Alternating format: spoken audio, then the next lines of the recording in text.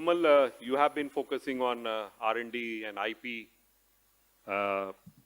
Recently, the R&D lab, a bigger R&D lab, I would say, would be inaugurated or is already inaugurated. I do not know. You will have to update me about the status.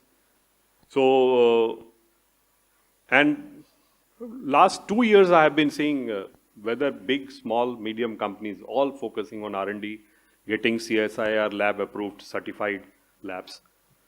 So how do you see, because this is what is going to make or break the company in the next 5 years. If you are looking from an export point of view, if you are looking from, say, domestic point of view, both, if you come up with new molecules, that is what, and with better efficacy, that is what going to help companies in the long run. So if you can talk about your R&D vision and how do you plan to take it up to the next level? Over to. So yeah, thank you, first of all, thank you for having me here today. It's a pleasure to be here today amongst this audience. You know, R&D is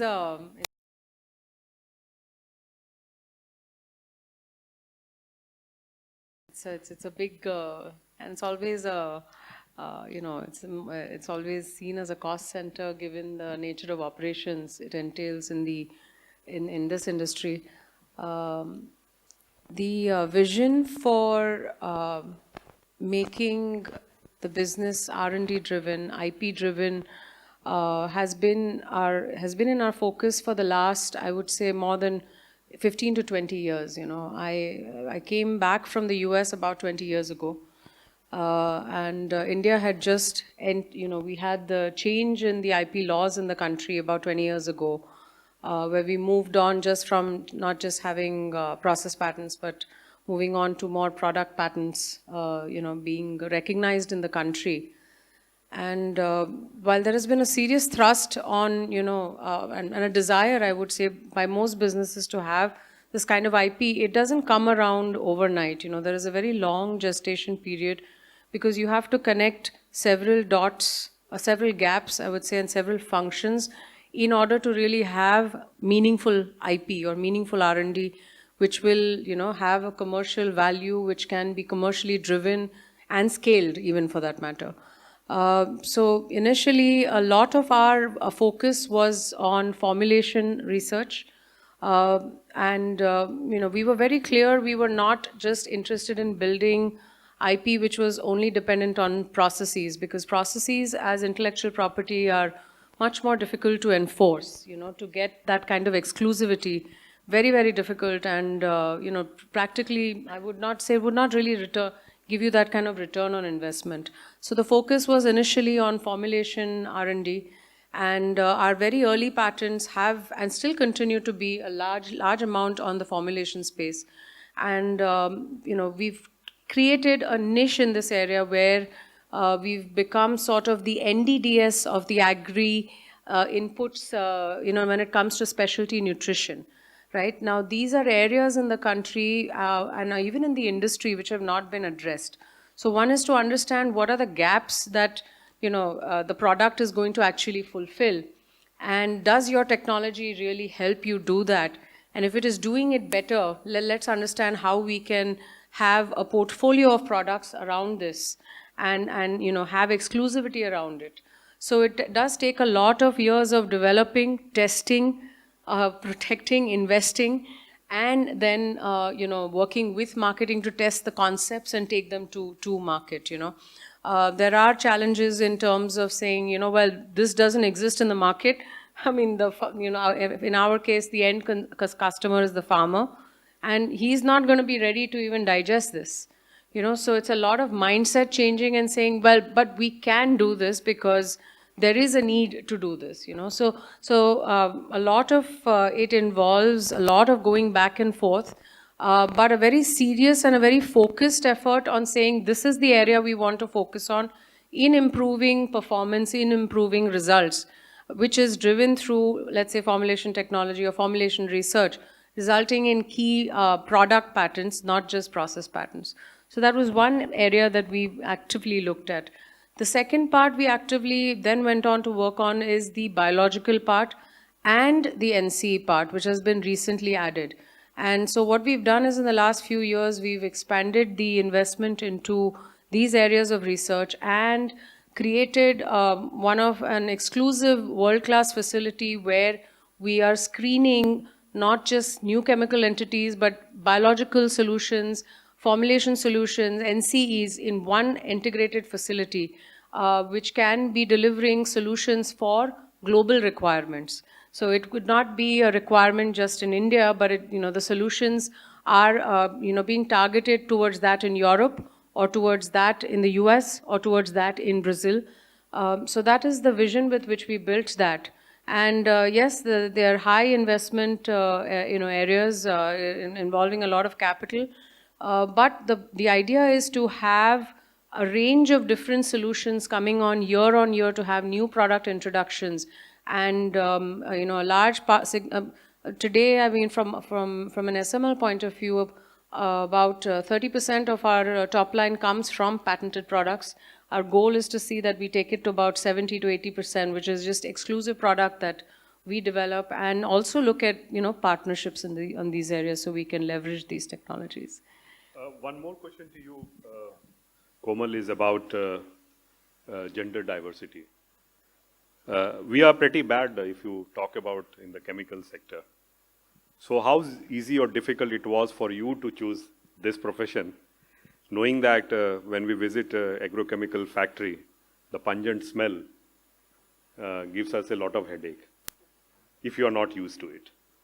So keeping that into mind, since you are at the helm of the affairs, R&D, to a certain extent, it's easy to get women, folk. But shop floors, it's not easy. So, and here we have Achla ma'am, who is working on trying to bridge that gender diversity through her own way in terms of academia. So as a women entrepreneur, or as a women at the top position, what changes do you feel needs to be made so that women folks also get attracted to this industry? Because we are looking at a huge number, the talent deficit is there, and that is going to increase further gender diversity if things are not being taken into account. So your views. Yeah, so I remember entering the industry as a young woman, and I think even when I took up engineering here in India, there were 5 women out of a class of 70 men. Yeah, so most of my friends were men. I had very few women friends, simply because there weren't that many in the class to begin with. That didn't, honestly, it didn't really change much. I think even my first job in the US, I worked at DuPont. It was food about 25 years ago. And, honestly, I think those women who are really interested in that work will not really look at, are they one amongst the 50 or the 100? It really doesn't matter, to be honest, It's about what you want to build and what you want to focus on. Yeah, so, having done that, and coming then after I came, returned to India, and, this is going back to Gujarat 25 years ago, going to Ankleshwar, where there were no women on any facility for that matter whatsoever. You would not even find anybody in administration, I can tell you that. Forget, engineering. So I think, women, I don't think women today think that, why are you getting into a field which is, you're underrepresented, right? I think you should do it if it interests you, right? That's the first part. The second part is, how do you encourage more women in engineering? Well, are there that many women who really want to work as engineers, right? A lot of them take on careers to, support their family lives, whether it's, either it's in, let's say regulatory affairs or intellectual property. So our IP team is entirely women-driven, right? For the longest time, we supported all kinds of women. They all have technical backgrounds, and they've come from the chemical industry. But, those are the careers they choose in order to support their family lives, right? I think more can be done. I mean, there's never an end to doing it, but it has to be balanced out with the objective that the woman is actually interested in doing the job that, you know, that's at hand. That's the other part. I still walk into areas, agriculture is another area which is, you don't find women in rooms. In fact, when we are addressing our sales and operations team, you know, I'm in a room amongst 500 men, and it's just me as a woman. So I think that will change over a period of time as more women enter the workforce and decide to take on such roles, you know. And in their younger years, they need a lot more support, not only from their families, but also from the organization that they work for. I think if that happens, the burden of raising or the responsibility of raising their families can be handled much better, and you could actually support them through their careers and you know, make inclusion really happen, if that is what we are trying to do. You know. There are a lot of press releases that we get which talks about best place to work. I think they should also include, for the chemical sector, if they are doing, best place to work for women. That's just an extension of what I thought of. Mihir, the topic that we have chosen is transforming India into a global manufacturing hub. For last 1.5 days, we have been discussing on this. So, you as a young entrepreneur, how do you see the challenges in making India a global manufacturing hub? Yesterday, we were talking about not 1 trillion, we were talking about 2 trillion by 2047. So, first of all, do you think it's possible? If yes, what are the challenges, and what would be the role of young leaders who are sitting on this dais? What role they should play to make that happen, because that will help in creating a lot of jobs, which is required for this country. So your views. First of all, thanks for having me here. To answer your first question, absolutely, there is no doubt we would achieve that number. See, we are celebrating 10 years of Make in India initiative. It was started in 2014 and today we are in 24. I think we have come a long way. Just to give you some numbers, we took 58 years for the first trillion, 12 years for the second trillion, and 3 years for the third trillion. I'm absolutely confident, even if we grow at 7-8%, we are going to double, right? So we are going to achieve the 5 trillion economy by 2027. Talking of manufacturing sector, we contribute, the chemical manufacturing sector contributes about 7% to the GDP. And this is growing very fast because it's directly proportionate to the consumption.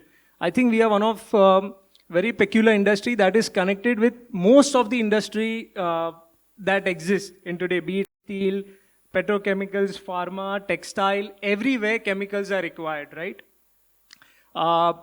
We have come a long way, but absolutely there are certain challenges that we face in this industry today.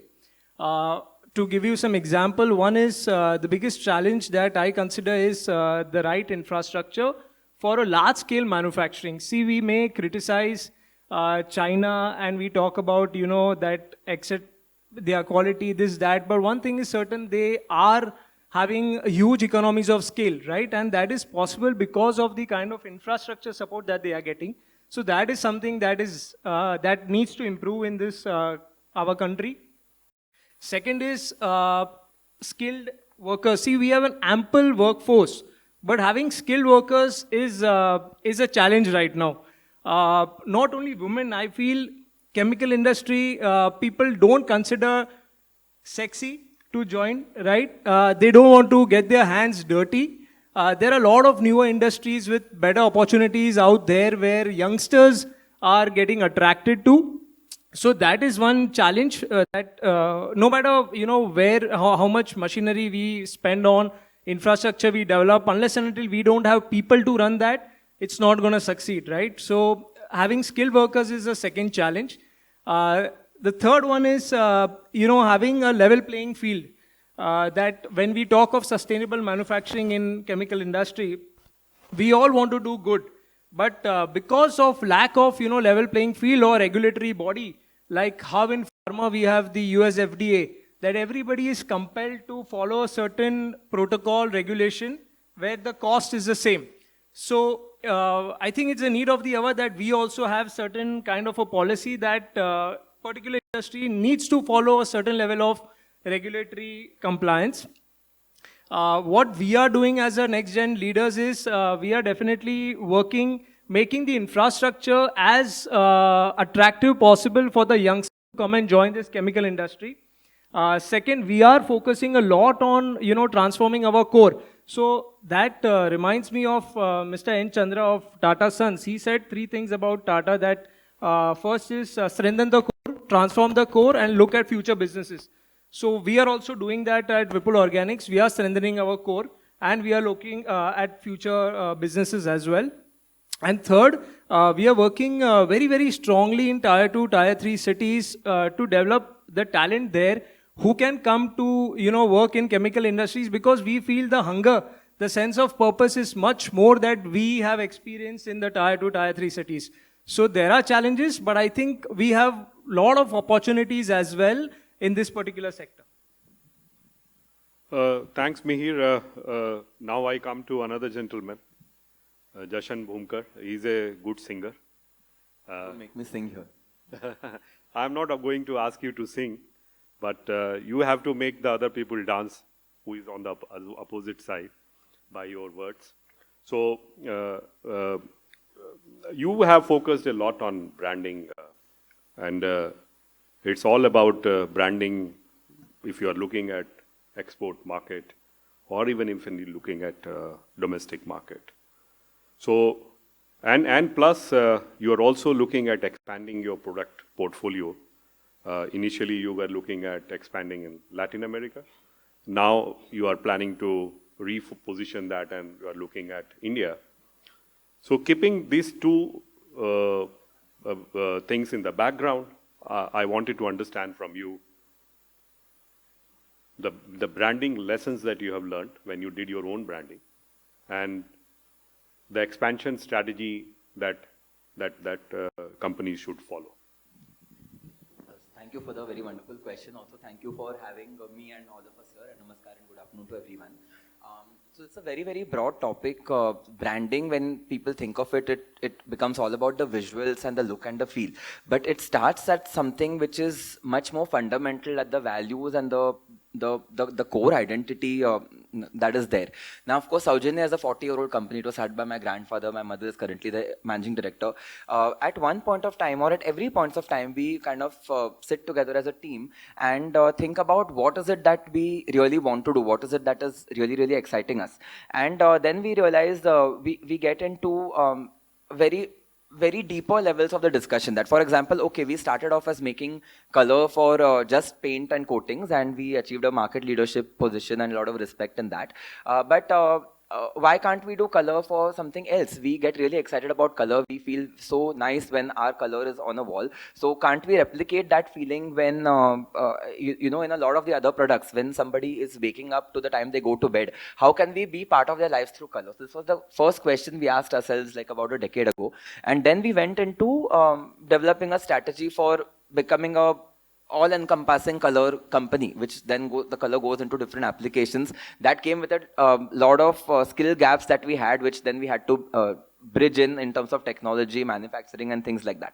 Then the pandemic struck, and then we said that, okay, we are adding happiness to people's lives through color, and color is vibrant, beautiful, and all of those things. But what is it that we've really done over 40 years? And the answer we then came up with is that, okay, we've really perfected or aimed to perfect chemical processes. What is it that we can really do today with a lot of excitement and with a lot of passion? We can run a large chemical setup, a chemical operation with a lot of focus on efficiency, with a lot of focus on technology, a lot of focus on the human touch and human values also. So with this, can we make a greater impact? And hence we've kind of rebranded it now as Soujanya Group, which is an all-encompassing specialty chemicals player, where we're calling it Color and Beyond, where we are going to continue to grow the color business, because there is a lot of opportunity there at a global and India level.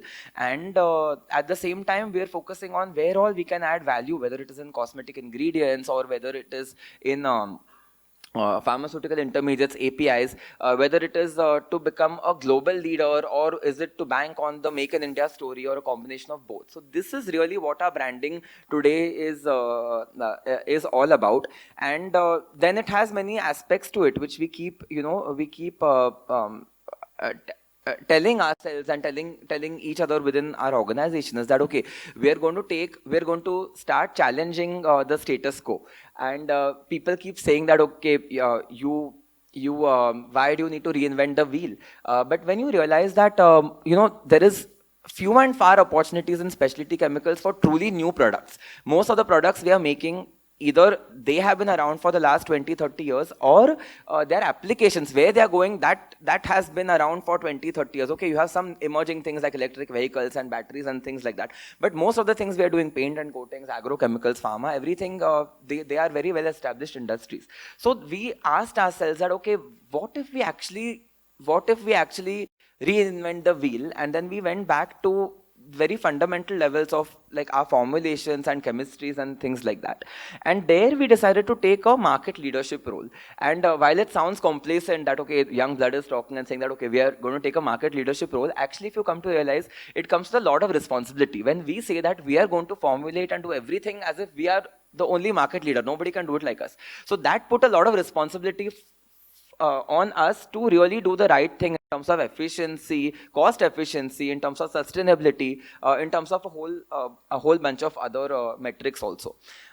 The other thing, and I'm sure we're going to talk about technology and things like that, but something which I have been very particular about is to really always hold on to our roots and value systems, which I think like a lot of us as NextGens, we are very passionate about that. We love where we've come from. We never forget where we've come from. So that's something which in terms of the branding or in terms of the culture that we have within the organization and what we want to put out there, we're very particular about those values that are there. And that is that we don't want to be just a digital company with nameless, faceless and dispassionate. So we want that human touch to continue irrespective of how advanced the technologies are. So then the way we converse, the way our meetings are done, we actually don't believe so much in virtual interactions. All our Zoom calls compulsorily have the faces. If at all we are doing a Zoom call, we prefer to meet in person, where you can avoid writing an email. We actually encourage that. And in fact, at one point of time, I was so frustrated with the email culture that our people will tell you this funny story where I actually got the entire server of emails blocked for a week, saying that I don't want this nameless, faceless professionalism and everything that is there. We'll grow far and wide. But we are human beings who have to feel for each other and think for each other, and that's the only way we can lift ourselves and the industry together. So I think, long story short, I can go on and on about this, that firstly, we started from the values. We said that what is it that we really want to do and we have been doing, and what is it that given the world today excites us further. And based on that, we took a leadership position, which is very hard to do. It's very easy to say, but it's something that keeps us going and makes us want to do better and better in the coming times. So with this short intro from all the three speakers, and I open the floor for Q&A.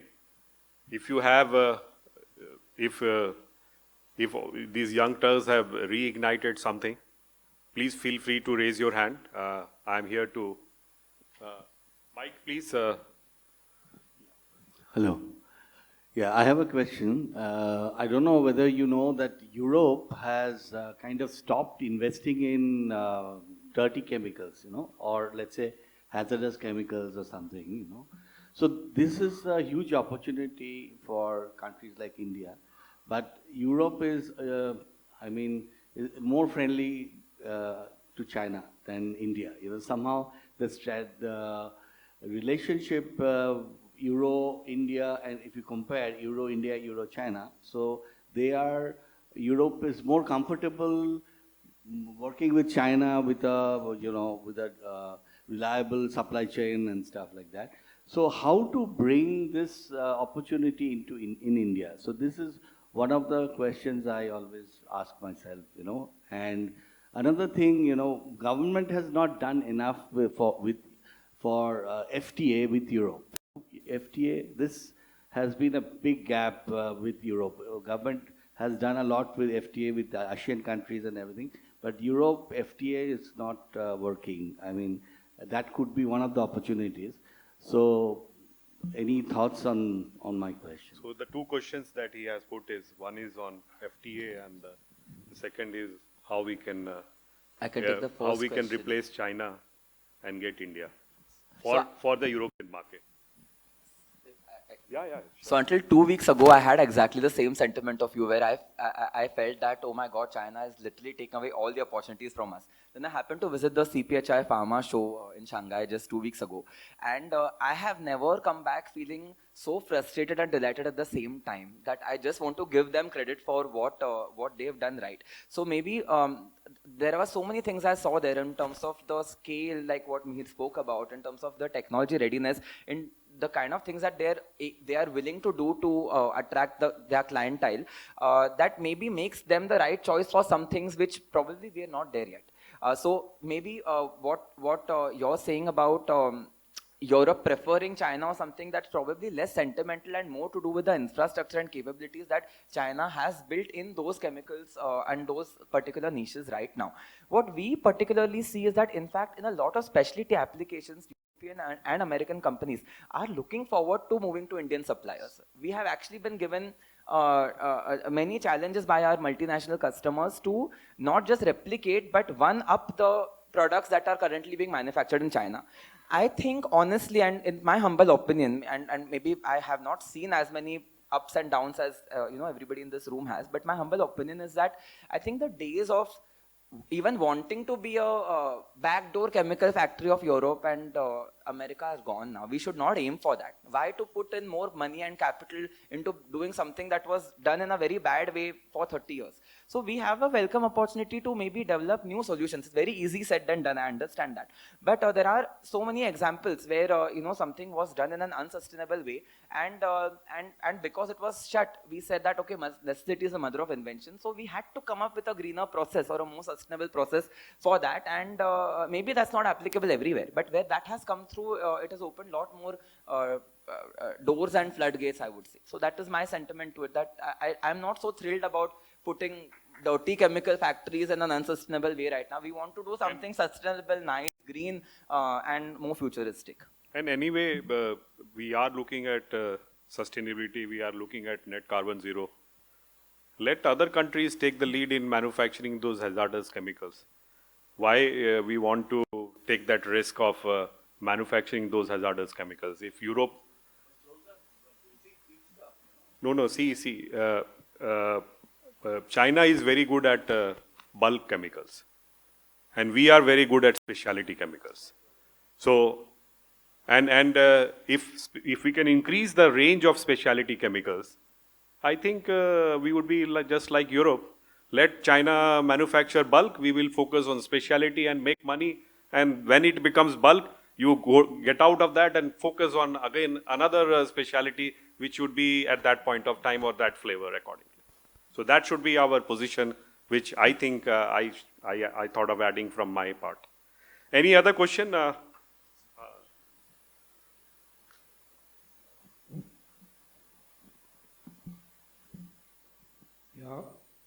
Komal, I liked your deliberation that you had. I was a little curious when we talk about spending on R&D viewed as a cost. Can't we look at our spend on R&D as a cost?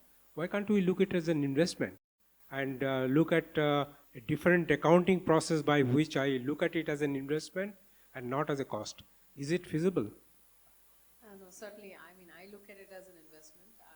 I make that point because, when you look at budgeting and when planning is done and scale up of the newer technologies is done, it takes usually a little longer than sometimes what you anticipate, You may come across different challenges when you're trying to scale a new solution. I'll bring in this element along with the Europe part. We've been selling to Europe, and we continue selling certain chemicals to Europe, which are green, which are considered inputs for organic farming, and those continue to grow. The opportunities we see for this globally, when I'm tying in the R&D piece, is the piece on sustainable chemistry and green chemistry, right? There is a significant amount of investment that we've undertaken to develop solutions which are green, which are long-lasting. I'm just giving an example. The world is wanting to move towards organic food production. There is a dire need to have better solutions which are actually viable. Bringing them to market is a real challenge, because they need to be stable, they need to be cost effective. There are different challenges, right? So we're trying to bring in solutions where, let's say a crop like rice, which is such a big staple, suffers from a lot of residues post getting harvested, right? So we're bringing in solutions where it's a chemical solution, but it's a green chemistry solution which will not leave residue in the crop after 60 days, and that's when a lot of applications take place on rice, So these are just some of the examples. Yes, they are investments, they are long-term investments. It takes anywhere from 5 to 7 years to bring something out when you conceptualize something at the R&D stage to actually bring it to market. In Europe, in certain cases for that matter, it takes even up to 10 years for that matter. As the regulatory cycle is really, really long, and they ask for longer investments and trials. Can I just get another clarification, Komal? Does it also reflect in our accounts? Whatever spent is there on R&D? Yeah. So the IP is capitalized. The IP is capitalized. IP is capitalized, yes.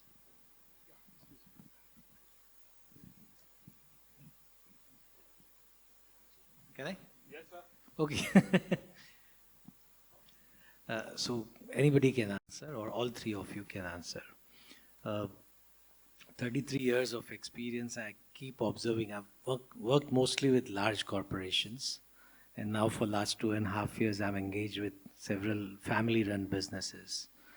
I observe that most of these family-run businesses have grown, but in incremental fashion. Very few have really thought really big. And personally, I feel it's just about the mindset, nothing else. What's your thought on that? Each of you, if you can share your personal mindset. So he's talking instead of arithmetic progression, why can't we grow at a geometric progression?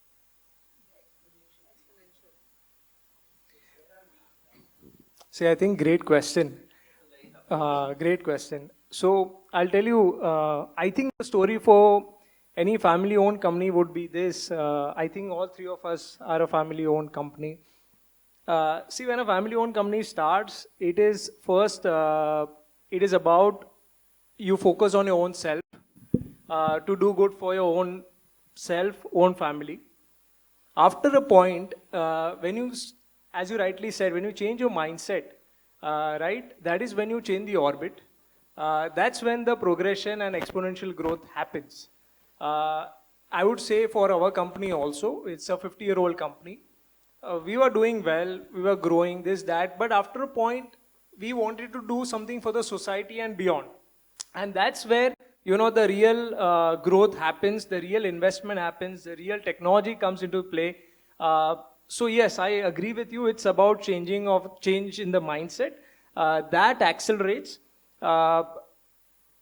But at the same time, I feel that, family-owned company, the value system that are there in a family-owned company, I think they are the backbone for the sustainability and the growth, right? So that is something that even Jashan pointed out, that is something very, very dear to any family-owned company, because after a point, it's not for yourself, you're doing it for the larger good and larger society. I think you're right on ball where you're saying it's about mindset. It's also about which generation of entrepreneur is handling things, right? And how that change has to happen going from first generation or second generation to third generation. And as I think he also pointed out, at what kind of phase, what journey what phase of the journey is the organization in, right? And what kind of aspiration the next generation also has to make that change happen. Because when you talk about that change, it involves a lot of things, and it involves a lot of disruptions in the way things were done earlier when it was family run, right? So accepting that and being ready for that are two different things. So I don't think it's an easy answer. It's a transition that you have to make that jump and leap of faith to make it happen, and then see with the change what it brings in, you know. I think like you can get reliability and reputation through incremental growth. But what you said about exponential growth, that is only possible if you focus on value creation. And you're absolutely right again that it's all about the mindset. But I think where we struggle, and it's a personal struggle also, I can give a number of examples, is to marry this whole thought of, staying invested in it day after day, year after year, and perfecting your business, driving excellence in that, driving profitability in that, versus creating value. And of course, you subsequently build value while doing that. But if you talk about exponential growth, that entails creating and also cashing out on value sequentially in very short periods of time, which kind of traditional family businesses is lack. So I think it's there has to be a way to balance the two things. Today, if you say that okay, you can dilute your stake in Soujanya, and you can put up 5 new factories, you can have this funding for that, and you have a larger share of this pie and everything. It all sounds great, and it can be worked out in principle, but it also comes out with a loss of so many things. And in the end, I guess if we are able to, as objective as we are able to be about it, and see what is best for the business at that stage, at that point of time, and in terms of the business's competitive position in the market at that particular point of time, then we can take something that is very, very fair and right for the business.